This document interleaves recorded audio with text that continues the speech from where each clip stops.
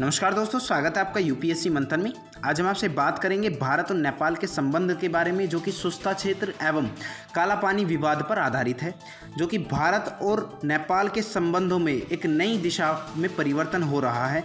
जो कि हाल ही में नेपाल द्वारा अधिकृत रूप से नेपाल का नवीन मानचित्र जारी किया गया, जो कि उत्तराखंड के काला पानी, लिम्पियाधुरा और लिपुलेख को अपने संप्रभुता क्षेत्र का हिस्सा मानता है। तो चलिए दोस्तों, आज इन्हीं बातों से जुड़ी बातें हम आपसे साझा करेंगे। अगर आप चैनल पर नए हैं तो प्लीज़ चैनल को सब्सक्राइब कीजिए। External affair ministry of India ने नेपाल के नवीन मानचित्र को पूरी तरह से कृत्रिम तथा भारत के लिए अस्वीकृत बताया है। 2 नवंबर 2019 को भारत ने एक नवीन मानचित्र प्रकाशित किया था। यह जम्मू और कश्मीर तथा लद्दाख को केंद्र शासित प्रदेशों के रूप में दर्शाता है। इस मानचित्र में काला पानी को भारत के क्षेत्र के रूप में दर्शाया गया है।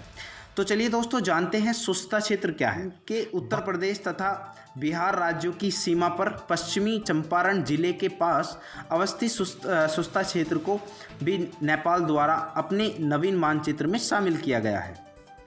नेपाल का दावा है कि भारत ने इस क्षेत्र पर अतिक्रमण किया है तथा भारत को इस क्षेत्र को तुरंत खाली कर देना चाहिए।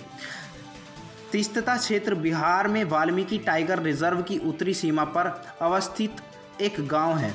केंद्रीय गृह राज्य मंत्रालय के अनुसार अर्धसैनिक पुलिस बल एवं सशस्त्र सीमा बल की एक इकाई वहां उस क्षेत्र में तैनात है। सुस्ता क्षेत्र में 265 से अधिक परिवार निवास करते हैं तथा खुद को नेपाल से संबंधित मानते हैं। दोस्तों, इसमें विवाद का कारण क्या है कि भारत का नेपाल मूल कारण गंडक नदी के बदलते मार्ग को माना जाता है। गंडक नदी नेपाल और बिहार के बीच अंतर्राष्ट्रीय सीमा बनाती है। गंडक नदी को नेपाल में नारायणी नदी के रूप में माना जाता है।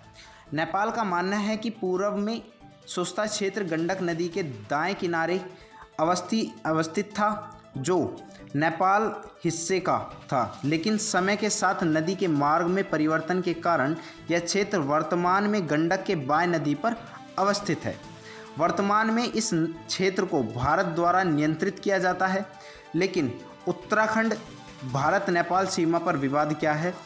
नेपाल के विदेश मंत्रालय के अनुसार सुगौली संधि वर्ष 1816 के तहत काली महाकाली नदी के पूर्व के सभी क्षेत्र, जिसमें लिम्पियाधुरा, काला पानी और लिपुलेख शामिल है, नेपाल का अभिन्न अंग भी माना जाता है।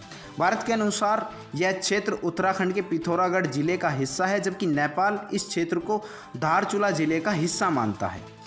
राष्ट्रीय मुद्दे में यह दृष्टिकोण बताया गया है कि अंतर्राष्ट्रीय कानूनों के अनुसार किसी नदी के मार्ग में परिवर्तन होता है तो अंतर्राष्ट्रीय सीमा का निर्धारण नदी के मार्ग के बदलाव के स्वरूप के आधार पर ही किया जाता है।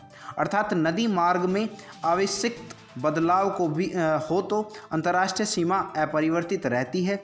यदि नदी मार्ग में बदलाव धीरे धीरे होता है तो सीमा उसके अनुसार परिवर्तित होती रहती है। इसमें अंतर्राष्ट्रीय गाइडलाइन के अनुसार दोनों देशों को मौजूदा संधियों के दायरे में एक वैकल्पिक विवाद समाधान तंत्र के माध्यम से विवाद समाधान की दिशा में विचार विमर्श कर लेना चाहिए।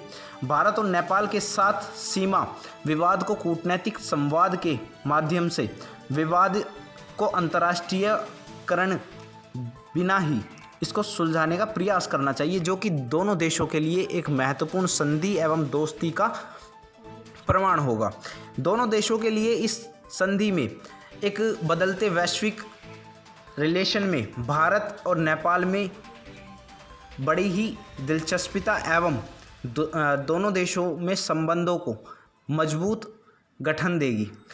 दोस्तों, आपको हमारे द्वारा किया गया विश्लेषण अगर अच्छा लगा हो तो प्लीज़ चैनल को सब्सक्राइब कीजिए और वीडियो को लाइक करना ना भूलें। Thank you for watching.